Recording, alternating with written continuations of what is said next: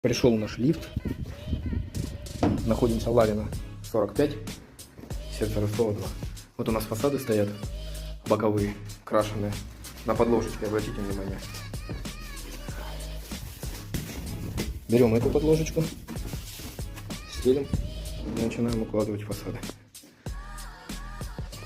Как мы видим, фасады уложены в лифте, на подложечке, все аккуратненько, никуда не съезжает.